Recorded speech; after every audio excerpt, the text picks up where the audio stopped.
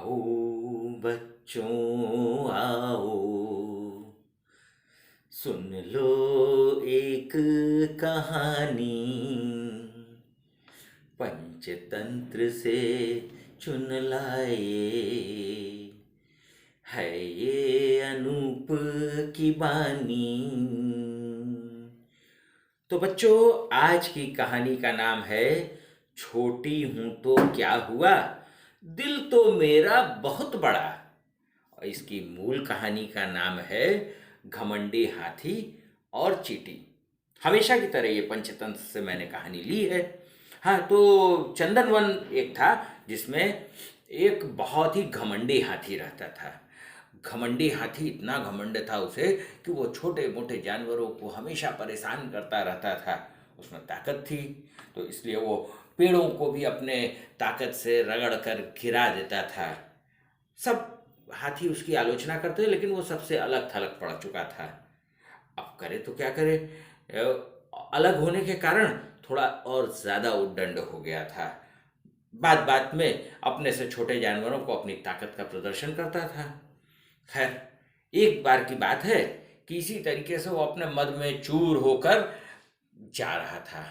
अचानक बहुत तेज आंधी पानी शुरू हो गया और उस तेज आंधी पानी में जब बिजली जोर जोर से कड़क रही थी तो उसने भागकर एक गुफा में जाकर शरण ली। वहां देखा एक छोटी सी चींटी जो थी वो एक किनारे में दुबकी हुई सहमी हुई सी खड़ी थी और अपने को किसी तरीके से पानी के बहाव से बचा रही थी। हाथी ने उसको देखा और उसके ऊपर उसका मजाक उड़ाते हुए कहा, अरे तू छोटी सी चींटी, अरे मैं तुझे एक फूंक मारूं तो तुझे चांद पर उड़ा के पहुंचा दूं। चींटी ने कहा, इतना घमंड करना ठीक नहीं है। आप इतने बड़े हैं तो आपको अपने शरीर के हिसाब से ताकत है, मैं छोटी हूँ, मुझे में कम ताकत है। इस पर हाथी को बहुत बुरा लगा कि देखो मुझे ज्ञान दे रही है, सीख दे रही है।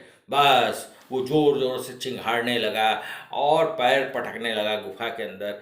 चींटी बेचारी सहमी हुई चुपचाप खड़ी रही। इतनी जोर जोर से वो पैर पटक रहा था कि वो वहाँ पे एक बड़ी सी चट्टान पहाड़ से गिरते हुए आई और गुफा के मुंह पर आकर बिल्कुल बंद हो गई। बंद हो गई तो अब तो बिल्कुल गुफा के अंदर अंधेरा हो गया। हाथी घबरा गया लेकिन उसको अपनी ताकत पर बड़ा अभिमान था। उसने बहुत जोर लगाया लेकिन वो उस चट्टान को टस से मस न कर सका। थोड़ी देर बाद बारिश रुकी तो चींटी तो छोटी सी थी। छोटी होने के कारण वो हल्के से सुराख से चट्टान के बीच से बाहर निकल गई। बाहर निकल के वो चौड़ी होकर हाथी से झांक कर बोली कि देखो, हमेशा बड़ा शरीर ही काम नहीं आता है, हमेशा ताकत ही काम नहीं आती। आज मैं छोटी हूँ इसलिए मैं आसानी से बाहर निकल आई और तुम अपने घमंड में अंदर पड़े रहो। अब हाथी को अपनी गलती का एहसास हुआ। उसने चींटी से बहुत माफ़ी मांगी, रुआसा हो गया। उसने कहा, देखो अगर हो सके तो मेरी मदद करने की कोशिश करना। चींटी ने कहा कि अच्छी बात है, देखते हैं। बस चींटी गई जंगल में कुछ और हाथी भी मिले उसे। उसने कहा कि वो घमंडी हाथी जो था अब वो बिल्कुल सीधा हो गया है, इसलिए हमें उसकी मदद करनी चाहिए। सब हाथियों को वहाँ लेकर आई। सब हाथियों ने मिलजुल कर पूरी ताकत लगाकर उस चट्टान को किनारे खिसका दिया। वो घमंडी हाथी का घमंड अब चूर चूर हो चुका था, बहुत ही शर्मिंदा था। उसने बाहर निकलकर सबसे पहले चींटी से माफ़ी मांगी और अपने साथियों को धन्यवाद दिया और कहा कि अब मैं कभी घमंड नहीं करूँगा और तुम्हारे साथ रहूँगा। तो बच्चों, इस कहानी से ये जानकारी मिलती है कि हर छोटे या बड़े आदमी में कुछ ना कुछ गुण होता है।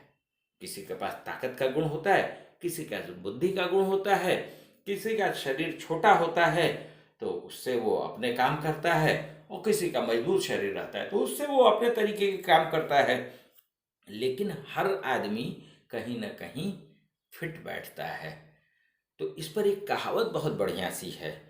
देखो, वो कहावत कैसे है, देख ख्याति बड़ेन की, लघु न दीजै डार, जहां काम आए सुई, कहा करे तलवार। मतलब किसी बड़े मानी धनी मानी को देखकर किसी छोटे मोटे आदमी को दुत्कारिए मत, हैं, क्योंकि जहां पर सुई काम आती है वहां तलवार का काम नहीं होता है।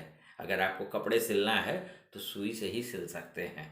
तो बच्चों, ये कहानी आज की, इसके बाद अगली कहानी के साथ हम आपसे फिर मिलेंगे।